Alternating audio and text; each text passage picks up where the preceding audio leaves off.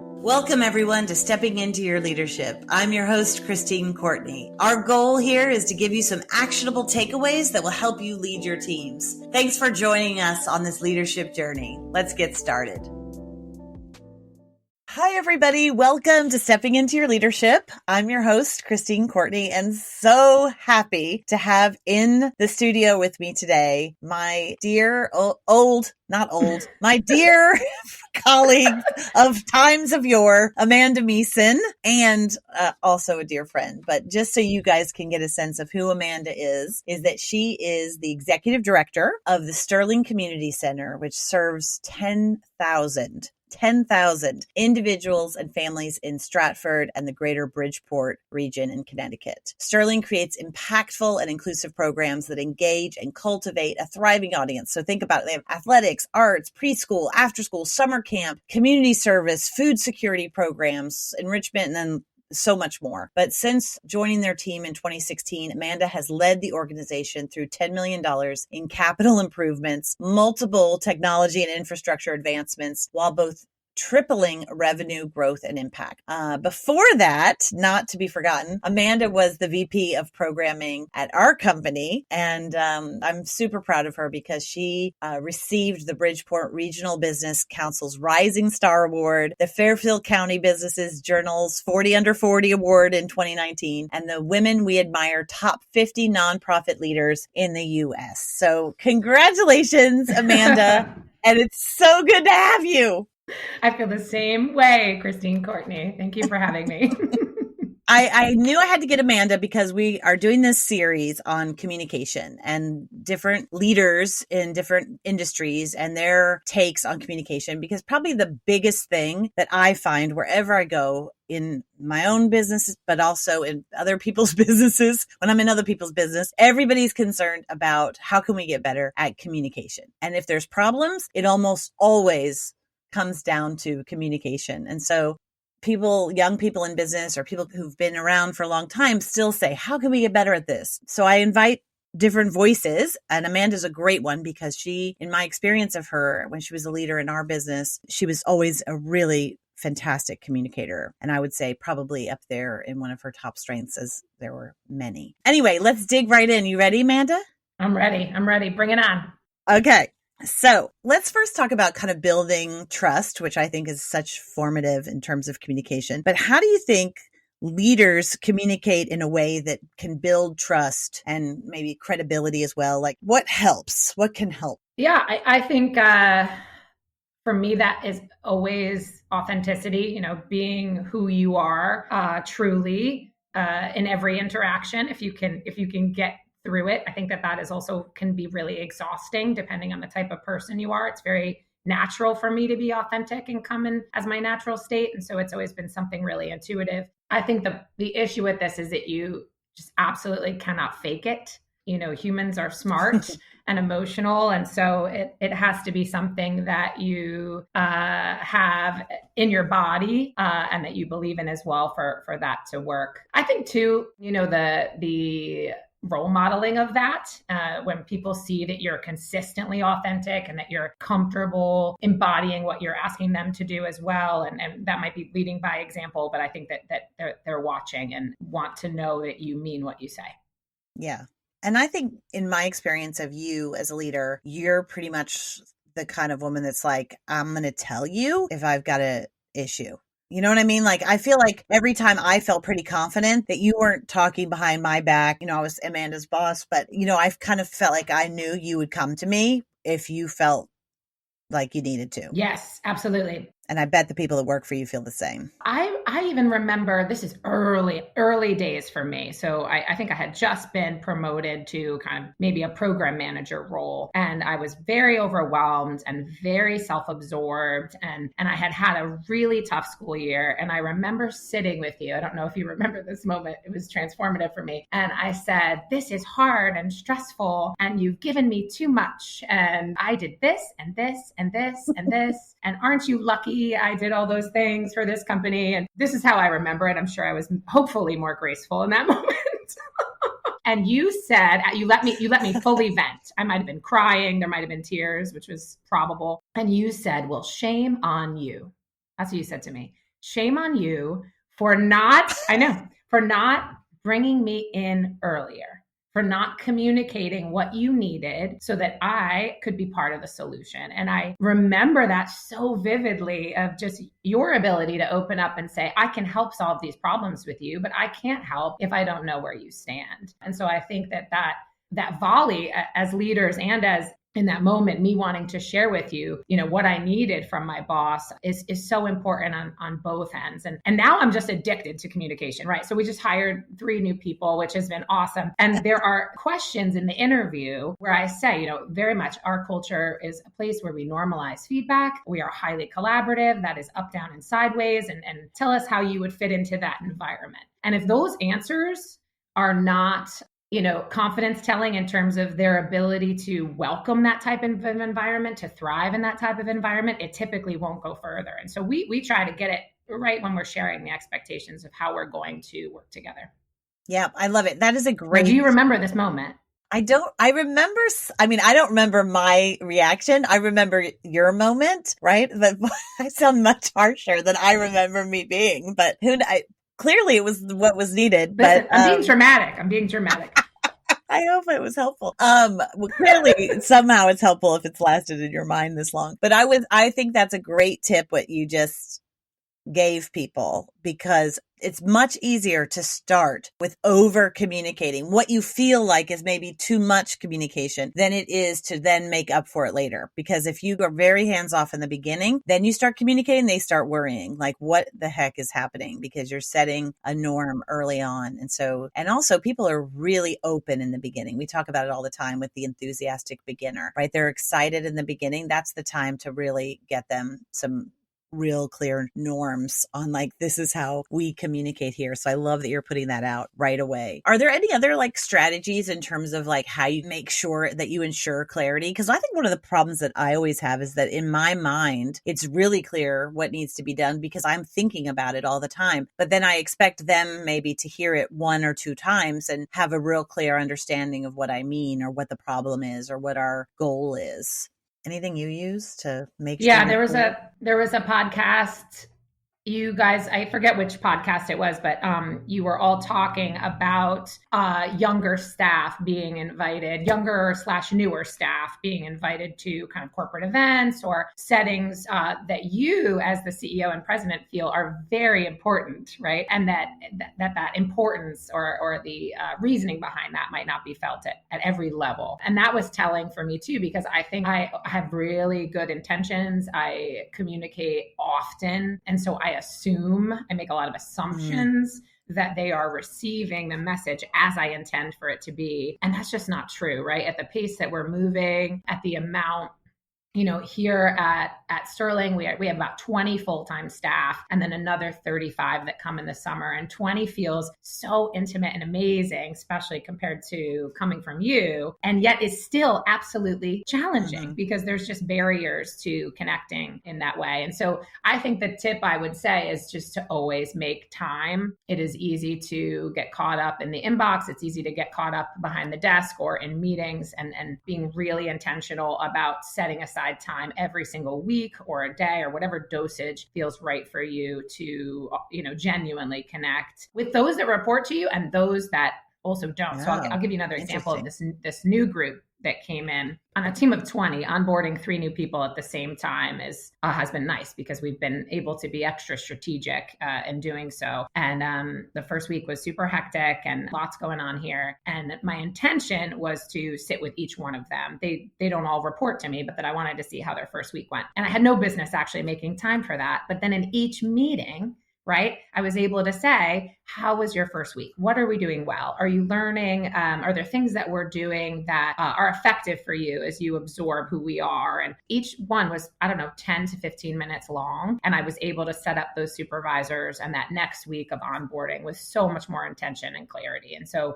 always make the time is what I would say. Always make the time. It's so priceless in the payoff that you will get in terms of those relationships. Yeah, I love that you shared that, because I think often as leaders, we know okay, we need to meet with our direct reports and we need to set aside time for maybe one-on-ones with them. But then underneath that, there's a trust that we have with our teams that they're meeting with their teams and so forth, which they probably are, but it still doesn't mean that everything goes up in the same way, right? So one time we were having some, I don't know, I had maybe gotten some feedback that people were feeling, and you might have been there at this time actually, but people were feeling that stuff wasn't trickling down, that information wasn't getting down, that we didn't know, people felt like they didn't know everything that was going on in the company or cross departmentally. Maybe we had some silos forming, these kinds of things. And so I was like, okay, like, let me just do these. Someone suggested that I do these like town hall meetings with different groups. So I went into different departments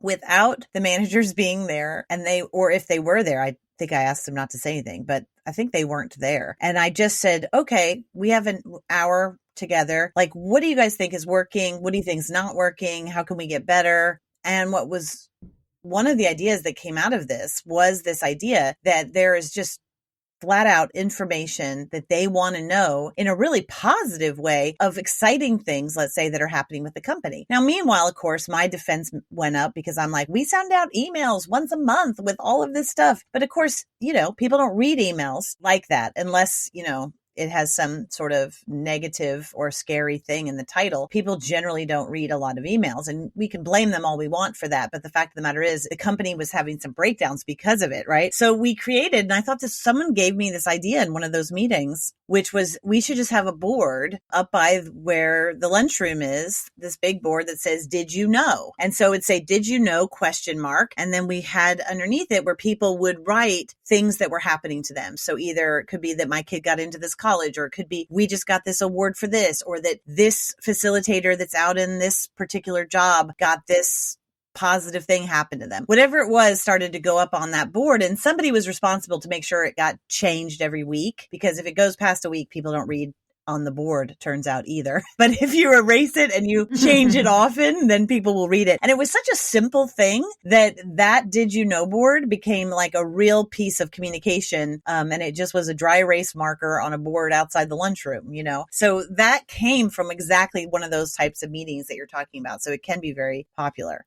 I want to comment on what you just said, because I think that I can see a moment knowing you where, a few leaders come to you and say, oh, Christine, there's a disconnect. And exactly what you said. Oh, we send these emails. What else do you want from me? I can see you in that moment. And I can also see you kind of going home, stewing on it, thinking about it, and finding your authentic version of soliciting that communication from staff. So you getting it in your body and coming back to work and saying, okay, we're going to have a town hall. We're going to do this series of things. And so what I love about you and what I've learned from you is that you're hearing the pulse of what the staff need. You're hearing the pulse of what the organization needs. And then you are thinking through your genuine role in listening to that and changing that. And it's always so thoughtful, and the product is better and genuine, where a lot of leaders just don't have time. Well, I sent the email, they need to read their email. Like you said, we'll spend more energy being stubborn on the fact that the methods of communication that we're using are not working versus trying to find something that works. Same thing with the teens. We have a lot of teens here.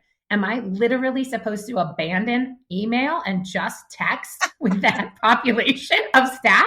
I might have to, right? That might actually be, me sending a video message of like, what's up, camp counselors? If you want to be present and purposeful with each of these sets of staff that move your organization forward, you just absolutely have to surrender and make it happen. I love it. You're so right. And that's happening on work sites everywhere. Like if people want to get out to they have a bunch of folks that are on pipelines, let's say. They're doing the same thing, Amanda. They're sending out texts to their teams with videos, with whatever, because they're noticing they're not reading those emails. So what are you going to do? Fight it? Like you can fight on that front, but then on the other front, you're like, what's the most important thing here? I think, well, thank you, first of all, for that, for what you said. I also think one thing that I learned in that process, it's one of the things, I find in this life, you have to learn things over and over and over again. Hopefully you just learn them faster and you go, oh, right, that's the thing I always have to think about. But when I notice that a lot of times I'll think, okay, I'm going to change this or I'm going to fix this. And then I do it and I think, okay, check, done, moving on to the next thing. And one of the recurring themes in my leadership that I have to do is make sure that people also know that I made the change because of their feedback. And it's such a funny thing. Like, why does it matter? Like, so when I put up that did you know board, I had to say, this was one of the things we did as a result of your feedback. And then they go, oh, okay, I'm being listened to. But if I just did that without telling people this is what we did and this is why, you don't get all of the actual feeling of people being heard. And it's remarkable how that little adjustment made a big change in how people felt about things, is letting them know that the change is because of them. That would be one tip that I would have for young leaders. I was just going to say, I think that that's really important and easy to miss, to your point. I think too, if there's, 1 to 5 staff members in that kind of town hall moment where you feel like what they said really stuck with you, I think looping back and finding them and saying, hey, John, I just want you to know that really sat with me, something that you shared and shaped how we moved forward. And so people feel an individual connection to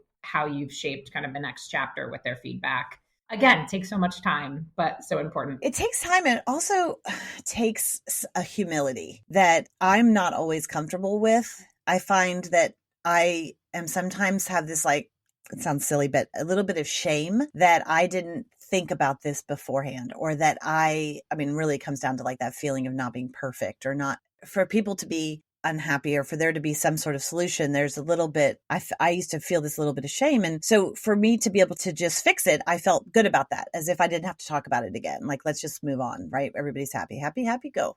But I found that important thing was missing, where people would constantly feel not heard. And so once we said these changes are because of you, or this is because of this, then people started to get, oh, okay, because everyone's busy. They don't know that you actually listened to them and did something different, right? And again, this is a very small change, what I'm talking about, but it could be bigger things. But I also know that the same feeling can happen in my relationships. So it could be the same thing with my husband, or if he's upset about the way I've done something or handled something, I may just think in my head, okay, I'm going to fix this I don't want to upset him, or I don't want to piss him off about this. I'm just going to fix this. But how gracious in a deeper way to be able to say, babe, I heard you and I'm making a different choice on this, or this is why I did this differently this time, is so much more loving. But sometimes I would be a little stingy with that kind of thing, for the same reason of not wanting to seem like I just didn't have my shit together perfectly. And we can do that with our friends too. So all of our relationships, and that's why I love the study of leadership, because it's really about the study of being better in relationship in all parts of our lives, Yeah, it is absolutely holistic. And I think when you nail it, when you feel like you've got a formula that works personally or professionally, being able to mimic that, it is so similar. I love the word stingy, Christine. I'm using that because I feel the same way. It's like, I'm going to take my right prize quietly and allow you this is more in the husband territory, I guess, is where this is going. But it is absolutely a bridge builder when you can say, yeah, that wasn't who I am. I thought more on that, and I'm going to come to this differently. So much learning there. And our kids too. Mm-hmm. Yeah. Our friends, I think my friends and my relatives would all say that you want some straight talk, you find Amanda. And usually that straight talk comes with a lot of love and squeezing and hugs too. Obviously this is all really difficult with husbands, with friends, with coworkers, with your staff, all of it. Again, back in my TLP days, there was a Harvard Business Review article, which is probably, the early 2000s now at this point. So it's over 20 years old. Do you quote things that are over 20 years old on this podcast? If they're good. I'm over 20 years old. Yeah. Amen. I think I brought it to a workshop with new managers and said, it was like 93% of people want the feedback you have to give. Not, this high percentage of people absolutely believe there's a correlation between constructive criticism and growth and improvement in their work. And so you've already got a captive audience. If you can get through the beginning stage and the courage and kind of the curating of how the session will go, that's the harder part, right? But the person on the other end of it absolutely wants communication. They want to know where they stand. And it is our responsibility to be present and deliver on that, regardless of how challenging it might feel sometimes.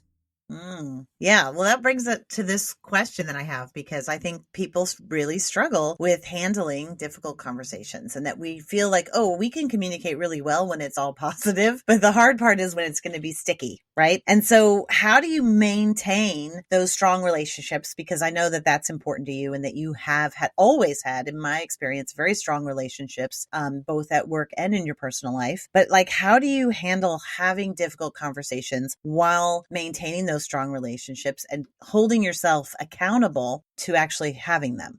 Yeah, I think having structured mechanisms in which you meet with your staff, your direct reports, is really important. I think a lot of people are like, oh, we'll just meet if we need to. That rhythm does not look the same on the team that I directly support. So one of them is monthly, one of them is weekly, one of them is biweekly. Everyone is a little different. The agendas for those, some are very tight, and we know exactly what we're going to talk about. Some of them are come with what you need, and we'll kind of brainstorm together. And each of those are based on really what that employee needs from me during our time. But in every session, you have an opportunity to talk about what's working and talk about what's not. And I think, again, the normalizing of that, like each time we meet, there's going to be some real estate for both of those things. It's just going to be how we operate together. And then I also try to be open to like, hey, that meeting with the coaches, I don't feel like I was effective for you. Give me your feedback on that. And she might say, yeah, actually, there was an idea that you shared that I wish you would have talked to me about first, because then I felt like I was bringing the group back from that moment, right? And so I'm kind of pushing against what she needs, and so both giving the space to unpack things and give the constructive criticism, but also being open to, hey, what about me? Is there something I could have done better for you in that moment? And that's hard. That's hard for us to say, and that's hard for them to respond to also. So again, like, Did hey, she I also respond? want to hear. She sure did, but we're super close after lots and lots of work, right? She did respond. That's what she said, that I created a diversion. Yeah. The other thing too, if you can't wait for the meeting, if it's a monthly situation, pulling someone aside and saying, I have some feedback about what happened on Saturday. Tell me when you have some time to talk about it, so that they then are responsible for coming to you. This is Erica Petrelli all day, all night, right? Tell me when it's a good time. I have some feedback. You tell me when it's a good time for us to discuss it, so that then they're coming in prepared and ready. And open, more open. And open. Mm-hmm. Mm-hmm. They've steadied themselves for it, right? And Amanda is referring to Erica Petrelli, who's often one of our guests in the Leadership Studio, who used to be Amanda's boss there for a time too. Listen, what people don't realize about this podcast is that I was raised by you and Erica in a very low digital time, in rooms with boxes of tissues and coaching sessions and all of this. And now the entire country gets access to all of you with these podcasts. I'm literally like walking to work, listening to you and Erica, thinking, this is incredible. Follow this podcast. I am your biggest cheerleader. There you have it, Amanda. I love it. If only everybody was, that would be awesome. So yeah, let's keep going on this, because I think this idea of like difficult conversations, and I love that tip of like, if you put yourself in asking people for it as well, that then it's going to help create that culture where it goes both ways. I love that. And like, what other advice do you think for people who struggle maybe with delivering constructive feedback? To be honest with you, I get this question all the time. Like, I don't know how to give this constructive feedback. And so they bring so much heaviness to the conversation before it's even started, because it's full of their own nervousness and their own trepidations and their own emotions, that of course it's going to be harder. It's so heavy already. Yeah. I think this maybe doesn't make people feel better, but I definitely think through the first few steps of the conversation. Like, how am I approaching the topic? What's the opening line? I might script, especially if it's a super challenging one, I might script the very beginning. And then you just have to, really be present, listen to what they're saying, and understand what your objective is. So it has to be, again, that authenticity piece, right? You can't, if they respond with something and then you're on bullet 3 of the points that you really want to make, you're not honoring what they're bringing to the conversation, which I think is so important. And so there has to be some comfortability around here's a clear objective for the meeting. I want to improve their work performance or improve their self-awareness of this thing that they're doing. I'm going to have that on the top of my mind. And then here's how I'm going to open, and then I'm just going to let what happens happen. I think that that's a piece that is really important, because if you overscript, that's going to come off, I think, as a little bit too rehearsed as well. Mm-hmm. Yeah. And then I think the other thing too, and this is hard, is you have to believe they can improve. If I am on the path in any of my roles with you here, if I am on the path where I'm not confident this is going to improve, is very challenging to be authentic and to be a kind of a positive growth changer for that person. So going into it with love, going into it with a genuine interest to see this person succeed is huge, because you're in that moment, you're the person that has the most ability besides them, right? To have a positive impact come from the session. Yeah. I love that part of what you talk about, really the art of the start, so to speak. And Brene Brown talks about it. She calls it rumble starters, to have those ready. And I think to have those beginnings, that beginning line or something that gets you to that meeting faster than you would normally want to take is super helpful. I think that's a great note for people. I love that you think, a little bit of preparation goes a long way. And I think you're right. I think just preparing for that moment before you go in, centering yourself and seeing, I love that idea of having an objective. Like, what's the objective that I want? Is my intention pure in this, or am I just angry? Am I just wanting to lash out at somebody, or am I really wanting their growth? Is a real check-in point. And if I can't get to that point, it's not time for that feedback. I think that's a really good point. But you brought up our girl Brene, and I think the other challenge of that whole mind the gap theory of just, if you wait too long, you've got the Grand Canyon between you and this individual. And now it's really challenging to build a bridge, really challenging to talk about it. It might be something that happened over a month ago, and now all of a sudden we have the courage. It's a recipe for failure. And so, ripping off that Band-Aid and doing it as close to when the incident happened, or when, whatever originated the feedback, I think is really important too.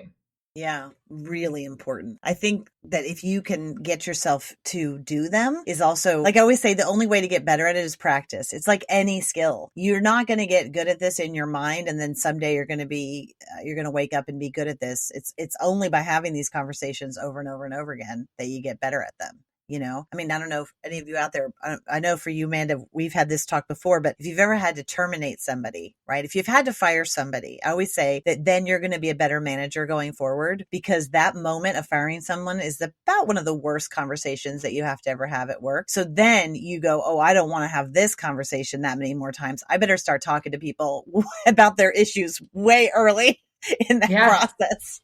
Absolutely. Apology. I'm having a memory of the apology too, the transparency. This isn't a termination. Another coaching you gave me. We role played some tricky terminations in 2006, 7, 8, whatever. There was a good amount of layoffs then. Do you remember that? And I was so vulnerable. I am so vulnerable. You reminded me, it's my superpower and my kryptonite all at the same time. And so your ability too to enter one of those sessions and say, this is really hard. I'm having a hard time with this, but you're worth it. And I really want to find an effective way to give you this feedback so that you can grow from this. It doesn't always work, and you might not always feel it authentically, but the sessions where I've had a really hard time, or I'm not feeling super confident with the rumble start or the, objective, I might just own it too and say, this is challenging. But if we can spend a half an hour talking through this, I think we're both going to be better for it. I think that can be disarming to the colleague you're working with as well. Yeah, it comes back to that piece of authenticity, right? And trust, so that they go, oh, okay, I'm dealing with a person here, not just my boss or not just a colleague, but a real human. And then on a strategic level, it is disarming, right? It's just like martial arts, right? When you kind of don't fight against it, but you kind of give in a little bit, it helps strategically. Listen, there's a reason we both went to school for theater, That's true. I don't mean that in a disingenuous way. I mean that in, our ability to tailor the message based on who's in front of you. What kind of style does this session need? What kind of, emotions do I need to evoke so that this person feels comfortable? It's really just being able to tap into that. Mm-hmm. It's so true.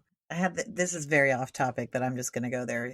There was another moment that I had, like what you just said, of, I went to school for theater. I don't think it was so long ago at this point. I don't think about it often, but I was talking to my father the other day, who is very, very ill, and he has cancer. And he was talking about how he also has a problem with his lungs, and he's having trouble, he's at almost 78 in a week. And he was saying that he has to learn how to breathe. He said, here I am, 78 years old. I've run businesses. He used to be an athlete. He played at the Naval Academy. He played professional tennis for a while. He's like, and I've never actually learned how to breathe. And now I'm in breath classes so that I can walk up the stairs properly. And Christine, turns out there's like this whole way to breathe. And as he's describing it to me, I said, yeah, Dad, that's why you paid for theater, why you paid for college for me, because basically I had whole classes in breath work. And he's like, oh, that's, him who thought he sent me to trade school now is like, oh, okay, I see the value. Finally. So anyway, there's a lot that comes from us theater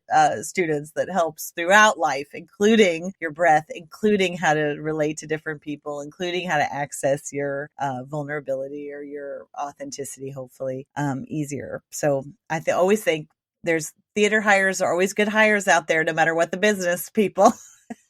Generally, they need work. So, we're kind of, I could talk to you forever, but what do you think are some daily habits or practices that you think have either improved your communication as a leader, or you've seen in other folks that you're like, this is something that can be really helpful to folks? I definitely mentioned before having a set structure, whatever that structure is, to have consistent dialogue and opportunities to share expectations and talk about how things are going. I think that's really, really important. And perhaps too, with those that don't report to you. So in cases like you, where you're the CEO of a larger entity, having a town hall mechanism, whatever that is, for people to know where they can share their voice. This is small, but something I've been working on. And I think we also undervalue is, as I work in a Victorian mansion, which is really funny because everybody's in bedrooms, but we're all here. And so we don't use any sort of chat function. A lot of it is still very much email. And so I've gotten better at understanding the efficiency of that. And so things like, hey, we need to send this out this week. Here's an idea, what it could look like. I'm thinking like in the marketing, one of our marketing staff is new, let me know if this is something that can happen by Wednesday. And if you have any questions, right? Where that now she understands, okay, here's the content. Let me take a look at that. Wednesday is doable. And we're both moving forward together in 2 emails instead of 7.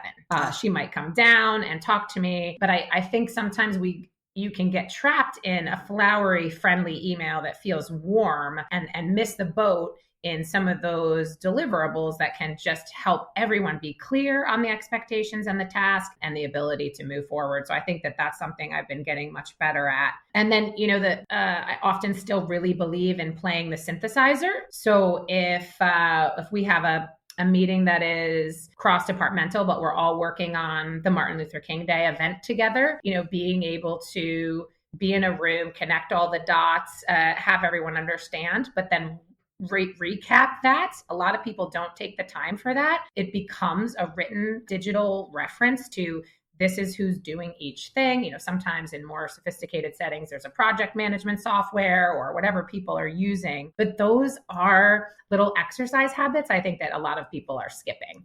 And then we spend a lot of time re-clarifying, re-communicating, or having a session, to the essence of this conversation, about why you didn't accomplish it in the first place. And so putting a lot of responsibility on you to be a clear communicator and how that translates to everything, the job, the goal, the expectations, the deadline, all of it. I love it. So are you saying that you, as the executive, put that together?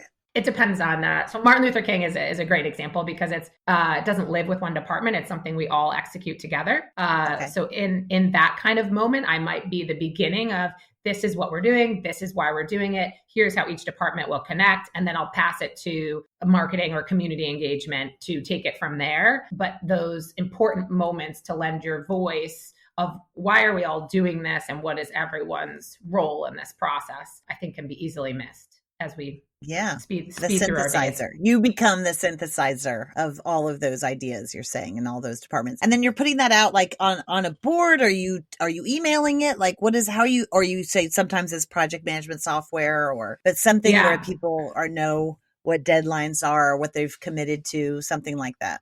Yeah, in this scenario, I would say it's email.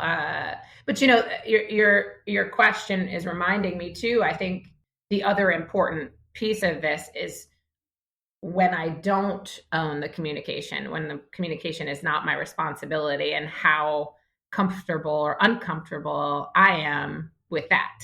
And so, back to your reference, is it most effective that you're the town hall lead or someone else leading and you're in the room listening? And, there's just so many ways to lean in and lean out of this. But I think being able to really read the room and see where you are needed and where you are not, so that they can move fast. Let your fast horses run, Christine Courtney. Yes. I do say that. Yes. Yeah, very true. And I love what you said about when you give them the assignment, that you're also saying, can this be done by Wednesday or whatever, whatever the deadline is, I think is really a great tip, because it's just stops, like you said, about 10 emails or assumptions that you have that this is going to be done. And they may be seeing this as like, oh, this is a big thing, but I have so many competing priorities. I'm not sure where this lands in my priority list. And instead of coming back to you and saying, hey, when do you need this by, which would be helpful if you're the person who gets an email like that, but instead of that having to even happen, you've put it out there so that they can either come back and be like, well, I don't know. One thing that I had, Tatiana Dominguez, who's one of our producers, who's worked with us for a long time, as you know, one of the things that she does for me is when I come to her with like some, cockamamie idea that to do, that she has to figure out how to do it. Sometimes when I can see that it's overwhelming, or like she'll look at me and go, okay, sure. What would you like not to happen in order for this to happen?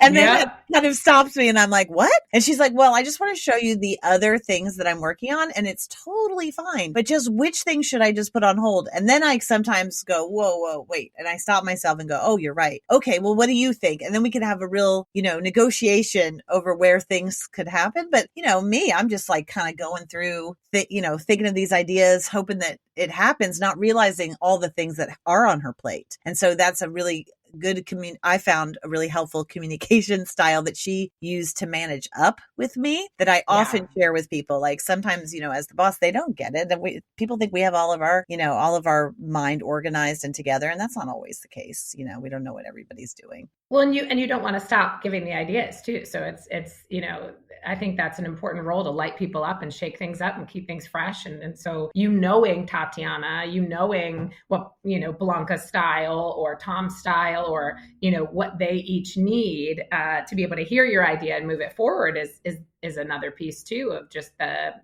owner's manual idea. We've been talking about it a lot here as the owner's manual with these newbies. It's like, what is your style and how do I best support that style? I can see that conversation happening with you and Tatiana. I know. Well, and the funny thing is that I get very, I think it's my Generation X mentality. I mean, you're a millennial, so maybe you'll feel differently. I don't know. I am on the cusp of X. I am the superstar epicenter right now, right? Where I can totally live in X. I can embrace the boomers. I can tolerate the millennials. I am bridging and loving it. Full of humble pie. Yes. You're a millennial. That answer was so millennial. But anyway, I get sometimes upset when I hear a lot of advice for young people, especially of just say no, or a lot of to women, like just say no to in a work, not in any other context, but like in work, like it's time for you to say no to that. You take on too much responsibility. And I'm like, that is such bad advice because nobody likes that person at work that's like, can you do this? No. You're going to pay me more? What are you going to do? No. Instead, what Tatiana did for me in that moment was not her saying no, but a way of asserting herself of like, I want to be the person that can make yes happen, but it's I'm not sure how to do that this way, which is an indicator of me of like, okay, I need to figure out what this is, because too many yeses mean nothing's happening, right? Nothing's happening well anyway. And so, but she's not saying no to me, like, no, that can't happen, and shutting it down, because that means communication stops. And when communication stops, guess what the boss is going to do? They're going to go somewhere else, and they're going to give that idea to somebody else. And that person may have the guts to communicate in a way that says, how can we make this happen? And so if, both parties are responsible and have can make a relationship better. It's not just about the person that holds most of the power, although it's helpful if that person is learning and getting better, right? Because it's our responsibility. If we have, I always think whoever has the bigger paycheck, we better be earning it. And that means by leading that communication. And responsibility is such an important word that, people come to work. We are responsible for the environment that they come to work in. We spend more time at work than we do often with our loved ones. And so the vulnerability to dig into some of this as leaders is just so important, especially in today's day with all these generations, to your point, in the workplace.